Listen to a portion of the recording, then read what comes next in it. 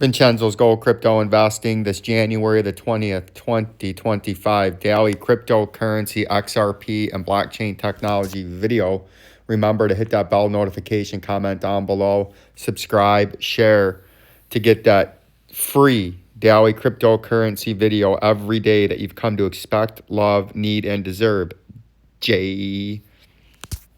And once again, if you want to help support the channel, you can use my Robinhood or Coinbase link below for trading.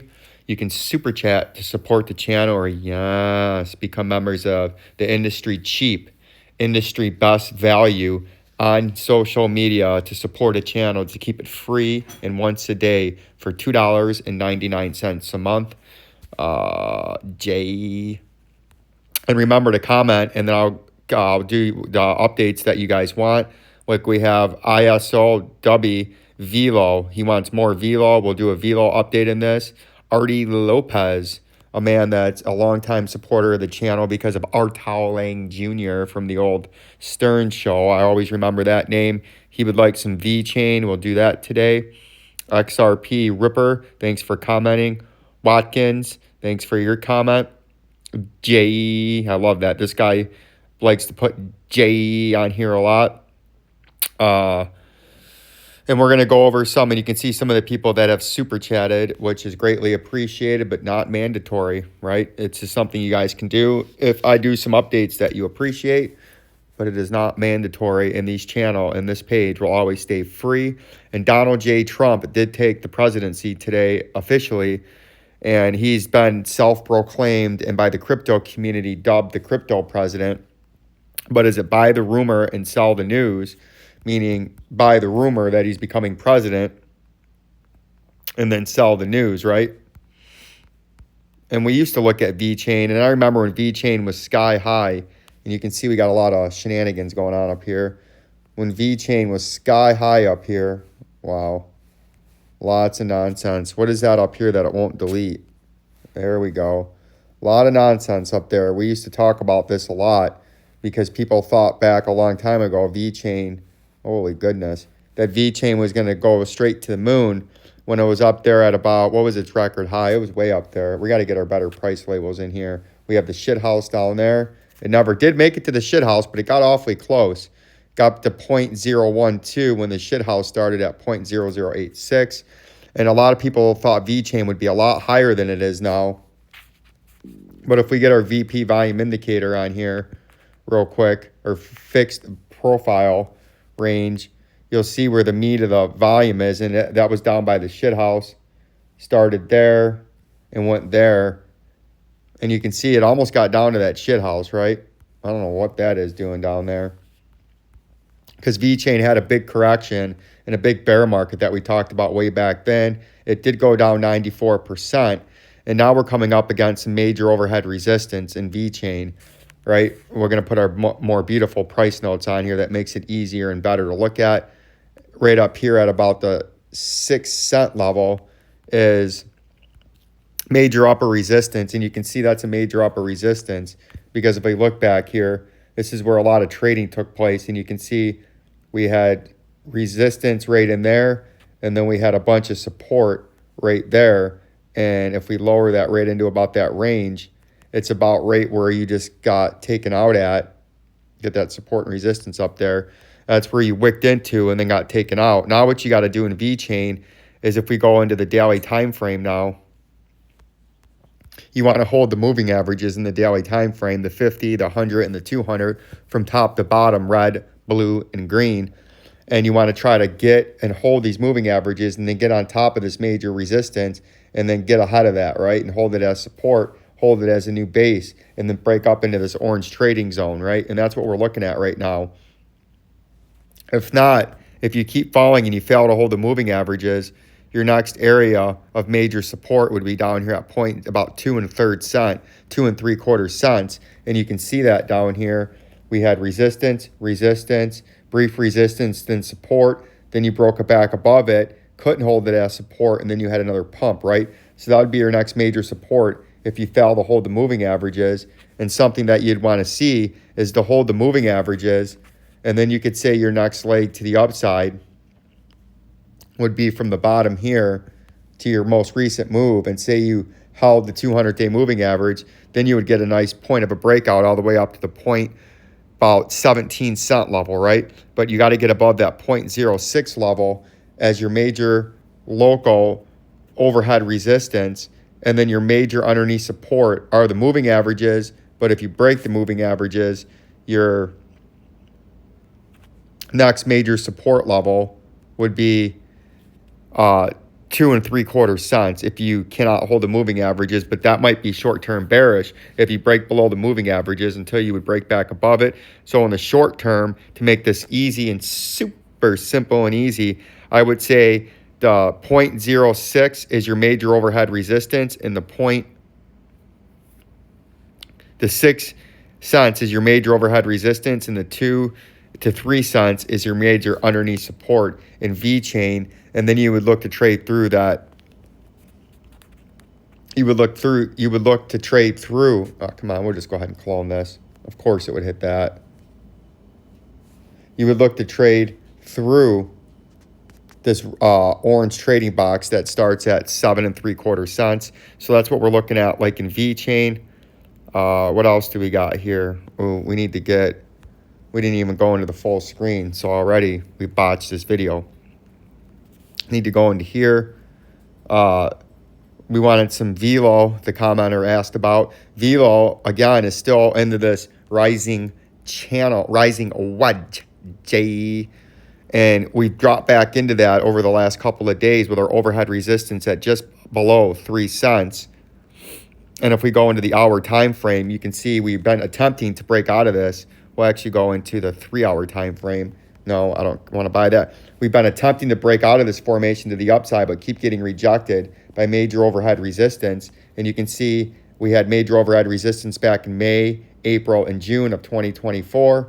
And then we hit it and touched it back here in March of 2024. So this whole year, we've been trading with an uptrending underneath support and an uptrending overhead resistance, which is a rising wedge, right? And the probabilities say you're going to break down out of this probably a 6.5 out of 10 times or a 7 out of 10 times. About 6.5 out of 10 times you'd break down out of a rising wedge. Does that mean it has to break down? Absolutely not. It's just the probabilities. And initially, as we broke back into this formation, V chain over the weekend, or VELO, my bad, did break down about 44.84%. And your underneath support is down here at about 0.014 or 1.5 cents. And if we bust back out into the daily time frame, you can see what a rising wedge is. And it's a very technical pattern off of a descending pattern off of a major flush. You can see you have your uptrending overhead resistance, underneath support, and uptrending overhead resistance that forms sort of a duck's beak, where it's wider when it enters it and then it narrows out or tightens at the very end of the pattern, where it's got to make a decision. Is it going to break out to the upside, or is it going to break to the downside? And if it breaks to the downside, a technical target would be down here at the bottom of the wedge, which would be down here at about 0.0034.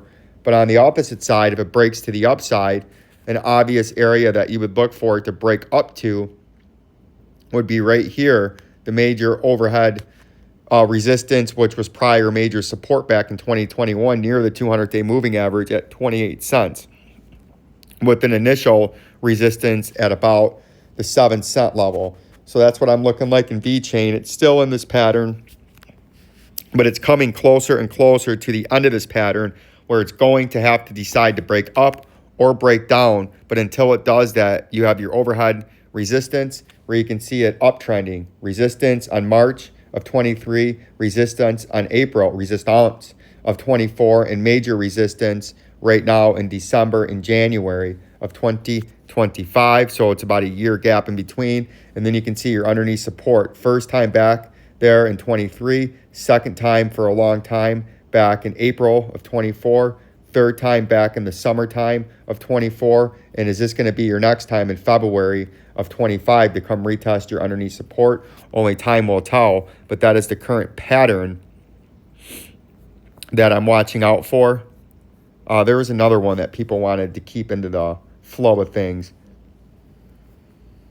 DGB. DGB is still consolidating if we go into the daily time frame. but it's almost down now to the 200-day, or it may have just did touch. Nope, just above the 200-day in the daily time frame. We'll move these over to keep them consistent. But you can see the price has been within a range for quite some time when you get the moving averages that are this tight next to each other, and they're almost running parallel because the price action has been moving in the same range for quite some time. But DGB, you want to stay above that green or the 200-day moving average, or you're going to threaten to break down, and your major underneath support would be all the way down here,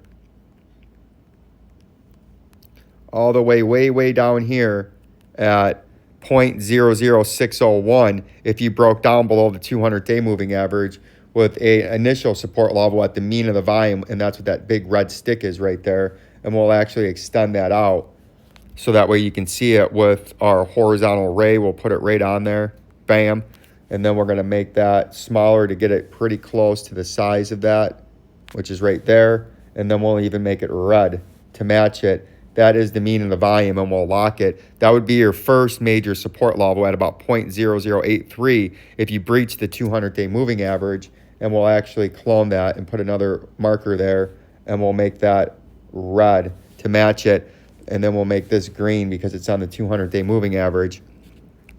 But that would be your initial support if you break the 200-day in green at 0.010, and then your major underneath support first support level would be 0.00837, and then your major underneath support 0.00601. And on any kind of breakout and pump to the upside, your first major resistance, just like back here in December, would be up here at about 2.25 cents. So that's what we're looking at with the DGB.